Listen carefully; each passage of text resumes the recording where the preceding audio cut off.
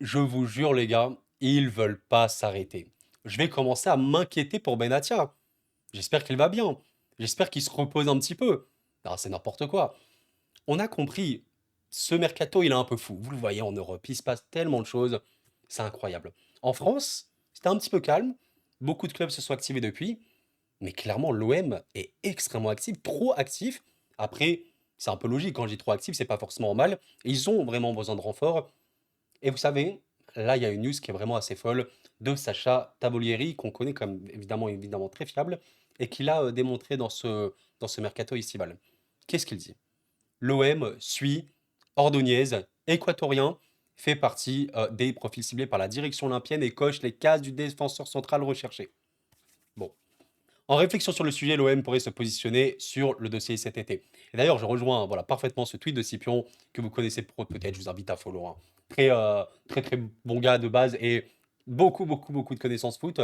Comme il le dit, si ça va au bout pour l'OM, c'est clairement le genre de transfert qui peut te faire changer de dimension.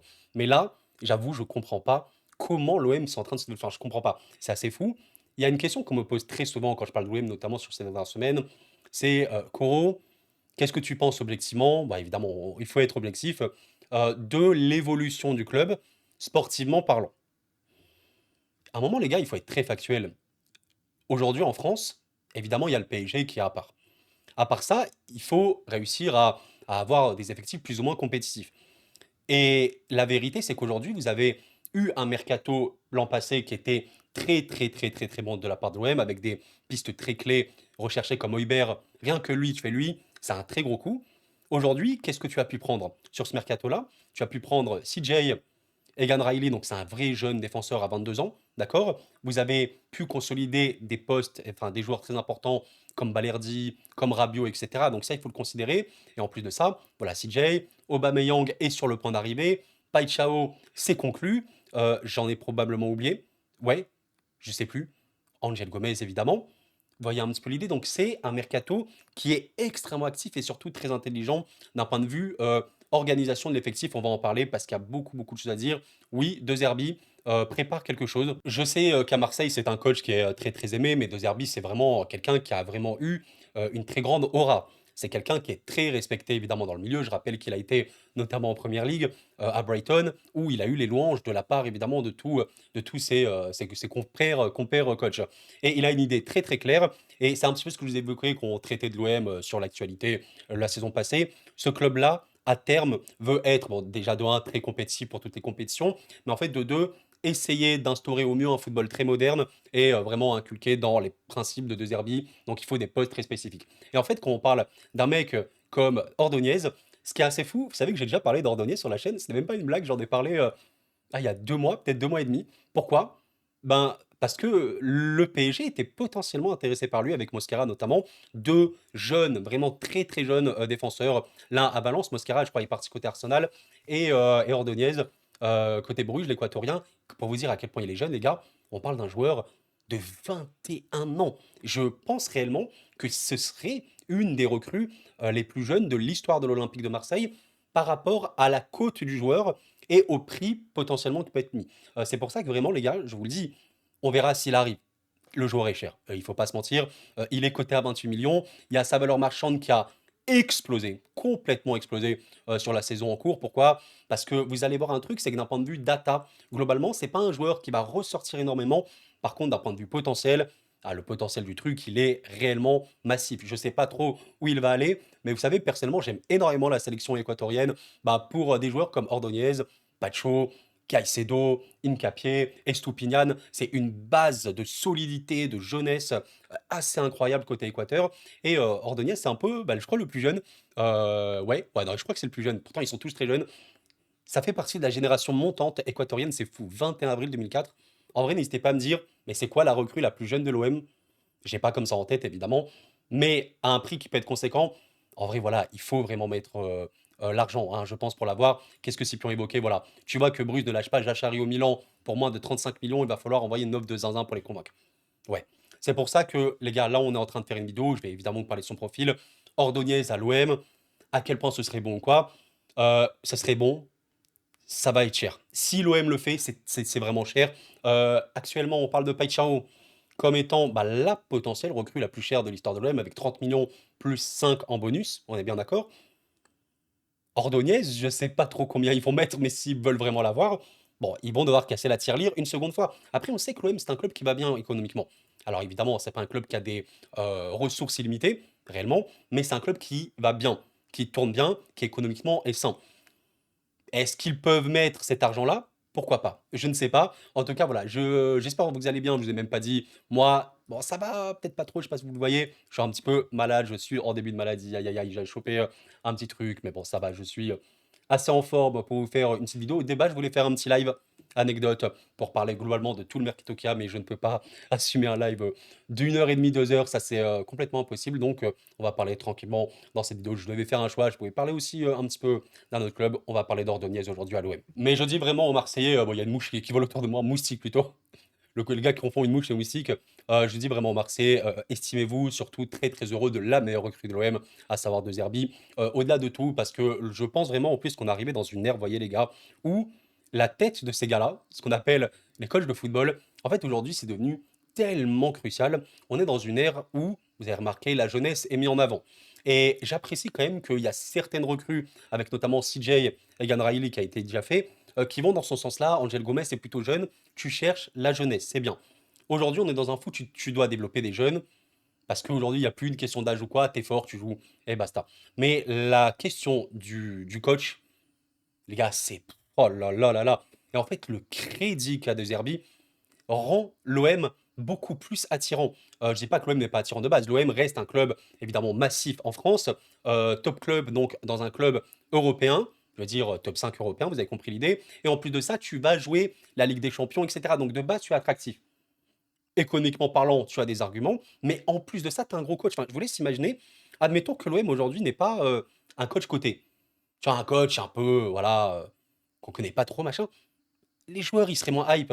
Et je pense, alors, j'ai pas vu évidemment toutes les interviews, quoi, vous connaissez mieux que moi si vous supportez l'OM, mais je pense il y a des joueurs qui ont dû dire ça. Medina, je sais pas s'il en a parlé, CJ ou quoi, mais je suis sûr et certain que dans la réflexion de ces joueurs-là, ah, De Zerbi est à l'OM. J'ai envie de jouer sous les ordres de De Zerbi. Vous voyez un petit peu l'idée? Donc c'est très, voilà, c'est très, très, très intéressant. Et estimez-vous heureux de l'avoir parce que lui, il faut le garder.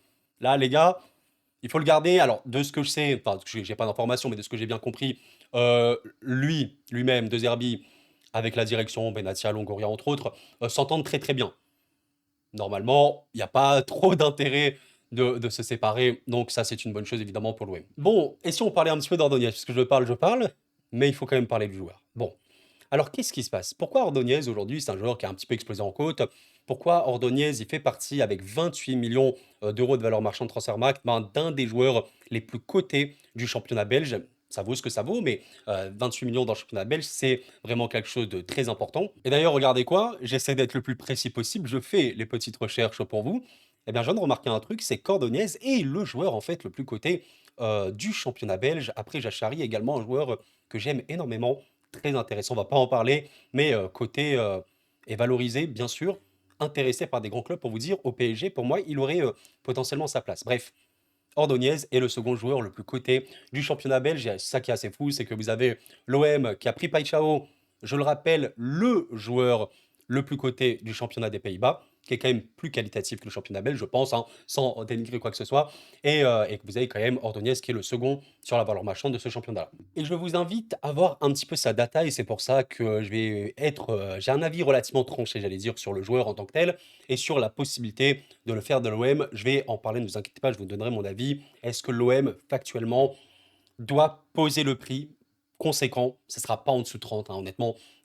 Je ne vois pas trop comment, mais minimum 25. Je vous donnerai mon avis, est-ce que ça vaut le coup? Bon, je vais vous présenter donc sa data sur le nouveau site datascout.fr. Je remercie vraiment Datascout d'avoir fait voilà, ce site pour tous les amoureux de data. Voilà, je vous invite à aller le voir. Je rappelle que je ne suis pas sponsorisé. Certains n'ont pas trop compris de ma dernière vidéo. Oui, j'ai un code promo à vous donner, mais je ne suis pas rémunéré. Je tiens à le préciser. C'est juste pour la communauté. C'est juste pour vous. On va parler un petit peu de Balerdi après. Mais vous avez sur le site, vous le verrez en description, un abonnement gratuit et un abonnement payant à 8 euros vous mettez le code CoroFoot, vous l'aurez à moins 50%, 4 euros, et vous allez voir un petit peu tout ce qu'il y a sur ce site. Très très bon, je ne suis pas rémunéré. Si je l'étais, je devrais le dire, parce que sinon c'est totalement illégal. Mais voilà, c'est juste pour le partage de la communauté. N'hésitez pas à vous faire plaisir, le site est génial, surtout si vous aimez la data. Parlons un petit peu du coup de la data d'Ordonez, et vous allez voir, comme je l'ai dit un petit peu avant, ce n'est pas un joueur qui ressort niveau data. Donc quand on le voit, on dirait, ouais, mais en vrai, il est un peu moyen ou quoi. Mais c'est pour ça qu'il faut toujours corréler ça, l'équipe dans laquelle tu joues, les demandes, les consignes du coach, qu'est-ce qu'il te demande également, à quel point tu es jeune ou non. On parle d'un joueur qui a fait la saison qui vient de s'écouler 20 ans, il vient de faire 21 ans, donc tout ça, il faut le considérer. Mais il ressort pas beaucoup, ça c'est une vérité. Déjà, évidemment que c'est un défenseur central plutôt droit, et vous allez évidemment comprendre que dans l'optique de De Zerbi, c'est un joueur qui jouerait dans la défense à 3 si jamais il vient à l'OM. Ça, c'est un petit peu le graphique, enfin le graphique, le petit tableau que j'avais fait quand Aubameyang avait signé à l'OM, quand Pacho n'était pas encore sûr, avec cette composition papier de l'OM, même si évidemment on le sait en phase d'animation, vous avez une défense à 3 avec voilà, beaucoup de mouvements, Guiri, Oba et tout, même si là, maintenant que Pacho, on le sait, il va arriver, on pourrait imaginer Guiri très polyvalent dans sa zone, beaucoup de mouvements, de déplacements, Pacho dans ce demi-espace droit, Greenwood plutôt dans ce demi-espace gauche pardon, pour Pacho, droit pour Pacho, pour Greenwood. Les gars, je mélange tout. Vous avez compris l'idée. Plutôt intérieur, avec Angel Gomez évidemment en soutien de tout ça. Et Garcia, Ulysse Garcia quand même, qui peut monter, qui sait s'ajouter à tout ceci. Et la défense à 3, c'est ça qui va nous intéresser. Balerdi, Medina, bon évidemment qu'ils joueront dans cette OM là, il n'y a aucun débat là-dessus, surtout que Medina est central gauche et peut jouer latéral gauche. Ça, c'est pas un secret, il a joué notamment comme ça avec Lens, il est plutôt à l'aise dans ce registre-là. Et donc, admettons qu'Ordonez arrive. Si Ordonez arrive dans cette web-là, je vais vous le montrer après avec des images, voilà, notamment comme ça, vous le voyez bien, la défense à 3 de Bruges, on la voit comme ça, et bah, vous avez littéralement Ordonez qui est ici. Imaginez, bah, ici c'est Balerdi, imaginez ici c'est Medina, et du coup vous auriez Ordonez ici, ce serait la défense à 3 de l'OM, avec le ballon, surtout en phase de position très très haute. Mais du coup, en phase défensive, qu'est-ce que ça donnerait? Ben, vous aurez naturellement Medina qui descendrait dans ce rôle de latéral, Ordonez qui se recentrerait un petit peu avec Balerdi pour former la défense à 2, et du coup, le latéral droit, et c'est ça qu'il faudra trouver, c'est pour ça que oui, De Zerbi veut énormément latéral droit, on a parlé de Wea, rôle évidemment très polyvalent, on a parlé de Mantuan également récemment, sur la vidéo, sur la chaîne, je vous invite à aller voir sa vidéo, qui seraient des très bons profils latéral avancés, etc., qui peuvent vraiment beaucoup apporter et soutenir le couloir droit. Donc on aurait ceci. Voilà, ça c'est vraiment comprendre tactiquement parlant comment cette OM évoluerait avec Ordonez en plus.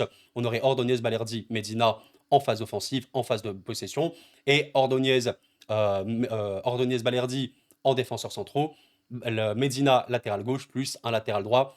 Il faudrait voir qui, parce qu'actuellement, on a bien compris, vous avez Murillo, mais si Ordonez vient, on va montrer comme ça. Si Ordonez vient, Murillo ne sera plus dans la défense à 3, ça c'est clair et net. Et du coup, Murillo pourrait être plus haut, mais voilà, je suis. Le joueur était bon, hein, franchement, il ne faut pas dire le contraire non plus. Mais à quel point Murillo, dans une optique de titulaire, dans ce système-là, je sais pas. En tout cas, si tu fais Wea, bon, ce sera Wea. Et donc, vous aurez sur le papier, comme ça, voilà, compo papier 4-2-3-1, vous aurez Medina, Balerdi, Ordonez et par exemple Wea. Vous avez compris avec évidemment cette animation qui monte beaucoup, etc. Je pense que vous avez compris à peu près l'idée. Alors maintenant, c'est quoi un petit peu ses qualités? Qu'est-ce qui ressort en tout cas d'un point de vue data? On est toujours sur le site Data Scout. Voilà, vous aurez, si vous prenez notamment l'abonnement à 4 euros du coup avec le code CoroFoot, vous aurez les centiles par catégorie. Il y a un truc qu'on remarque déjà de manière assez intéressante, c'est surtout au niveau de sa qualité de passe, balle au pied, et je te dirais à quel point il peut créer, on va dire, du danger par la course. Sa conduite de balle est plutôt très très bonne et il peut vraiment casser des lignes par la course sans aucun problème. Ça, ce sont des stats comparées aux défenseurs centraux du top 8 hein, des championnats européens. Et vous avez vu que c'est un joueur, évidemment, je rappelle que ça fonctionne en centiles, plus vous êtes proche de 100 centiles, mieux vous êtes tout simplement. Donc, passe réceptionnée, passe réussie, passe en avant, il est très très très élevé sur ce registre-là. Beaucoup de passes latérales également, c'est normal en phase de possession notamment. Et vous allez remarquer aussi que mine de rien, il a quand même une très très bonne précision de passe en avant. Et c'est ça aussi qui est intéressant. C'est pas le joueur qui fait le plus de passes progressivement en tant que tel. On voit ici 54 centiles, mais la qualité de passe est certaine. Voilà, si vous me demandez la qualité première de ce joueur-là, je te dirais c'est sa qualité de relance. Sa qualité, pourquoi pas même sous pression, à savoir ressortir des ballons, à chercher des connexions intérieures. Voilà, ça c'est quelque chose qu'il sait faire. Avec évidemment son autre très très grosse qualité, je vous invite à regarder ici ce petit rectangle offensif. Vous voyez que bon, globalement, c'est relativement moyen, il fait pas beaucoup de dribbles ni rien machin, mais il y a un truc intéressant, c'est les courses progressives. Course avec le ballon vers l'avant, couvrant une distance significative, 92 centiles. Oui, il est vraiment capable de prendre le ballon et de gravir beaucoup de mètres. Parfois, il peut casser des lignes complètement par la course. On passe beaucoup de casser des lignes par la passe. Oui, mais les joueurs qui prennent le ballon et qui savent accélérer avec, et qui savent complètement briser un bloc avec ça, c'est très très bien. Il y a beaucoup de défenseurs centraux bon, qui savent le faire aujourd'hui. Je vous prends par exemple Heusen, qui est actuellement au Real, il est assez fort là-dessus. Au PSG, ça peut être Marquinhos par exemple, vous comprenez un peu l'idée. Donc voilà, il sait totalement le faire, il n'y a pas de problème là-dessus. Alors, c'est un défenseur. Parlons un petit peu de ses qualités défensives et je suis très content du coup voilà, de vous présenter notamment cette data-là parce qu'on peut faire des nuances très importantes et je vais le calquer notamment en Balerdi. On voit un truc, c'est que défensif gagné en pourcentage, il est à 77 centiles, ce qui est vraiment élevé. Franchement, c'est élevé, ça veut dire que c'est quelqu'un qui au duel est très solide, mais il y a un mais, le total de duels défensifs disputés, il est à 20 centiles. Qu'est-ce que ça signifie grosso modo? Ordonez est un défenseur qui joue peu de duels, mais vraiment peu. Par contre, il est plutôt très propre là-dessus. Quand il joue des duels, globalement, il sait les gagner et on a vu hein, des performances d'Ordonez cette saison, notamment en Ligue des Champions face à Aston Villa, entre autres, etc., où il est très solide. Où c'est, je veux dire, quelqu'un bah, qui va être amené à jouer plus de duels forcément parce que son équipe a vraiment de ballons et on peut le trouver très solide. C'est pour ça que globalement, est-ce qu'il est mauvais au duel? Pas du tout, il est vraiment bon, mais il joue pas beaucoup. Par contre, quand il est amené à jouer beaucoup de duels, bah, il peut vraiment s'en sortir. Si je vous compare un petit peu à Balerdi, que vous connaissez, alors Balerdi, j'en ai beaucoup parlé hein, forcément quand je traite un peu de Wayne, parce que ce joueur-là est vraiment, vraiment très fort. Balerdi, pour vous dire, il a un indice de performance assez incroyable. L'indice de perte data scout, comment ça fonctionne? C'est pondéré à la qualité de l'adversité. Donc forcément, quand tu joues dans un championnat meilleur comme la Première Ligue, si tu es très performant en Première Ligue, bon bah forcément, tu as un indice de performance assez fou. Assez fou. Regardez un petit peu Balerdi, il est noté 89 sur 100 en termes de défenseur stopper en Europe. Donc c'est énorme. Défenseur moderne 84 pour vous dire. Donc c'est vraiment très très bien là-dessus. Et Balerdi, regardez notamment sa qualité défensive. Elle est énorme. Parce qu'il a 80 centiles en duel défensif gagné en pourcentage, Balerdi.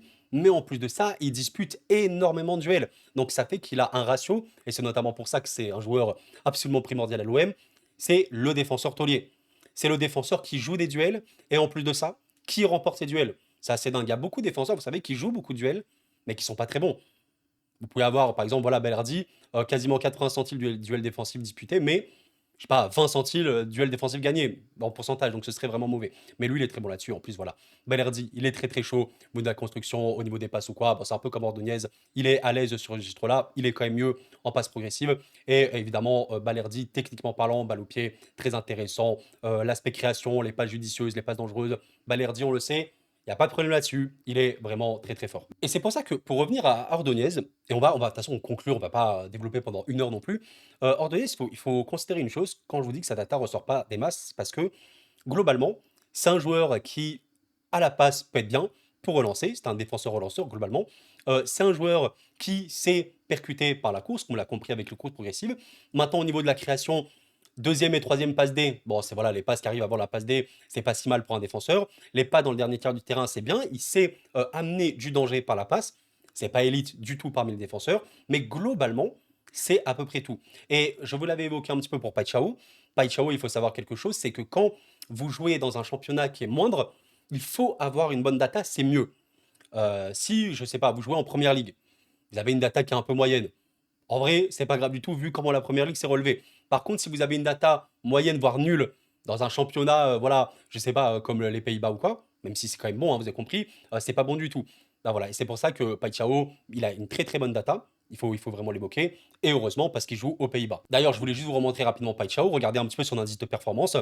Il a une data qui est vraiment, vraiment ultra intéressante au niveau de l'aspect finition, surtout au niveau du registre offensif. Énormément de ballons touchés dans la surface de réparation, etc. Enfin, beaucoup, beaucoup de choses. Paichao, il a un indice de performance. Si on pondère à l'adversité, où il est, regardez un petit peu à droite, à gauche, ailier intérieur, profil où il ressort le plus niveau data à 67, ce qui est une vraie bonne note, hein. C'est clairement vers ces eaux-là, globalement, que l'OM va chercher des joueurs. Balerdi à 89 dans son registre, c'est vraiment un joueur qui est très fort. Comme je vous l'ai dit, Balerdi, c'est un gars qui peut aller dans des clubs voilà, de PL et tout, hein. Ça, c'est pas une blague. Donc voilà, c'est à considérer. C'est pas parce que vous avez un joueur, et je tiens vraiment à le dire, qui a une data incroyable, mais bon, s'il joue dans le championnat, voilà, je sais pas, slovaque, encore heureux qu'il a une data incroyable, sinon c'est un peu inquiétant. Je comprends l'idée, donc l'indice de performance sur ce site, vraiment, je le trouve super méga intéressant. Et donc ça fait par rapport à ce que je vous dis, Cordoniez, ben, son indice de perf, il ressort pas énormément, même si voilà, dans ces eaux-là, c'est plutôt ok, hein. Ceux qui ressortent le plus, c'est défenseurs relanceurs, parce que c'est clairement son registre-là, savoir relancer des ballons, savoir donner le ballon à ses coéquipiers, etc. Et voilà, quand je vous dis qu'il cherche des pas dans le dernier tiers du terrain, bon, il fait quelque peu des passons, que c'est pas forcément celui qui en fait le plus, mais il cherche. Il a une bonne précision globalement sur les passes.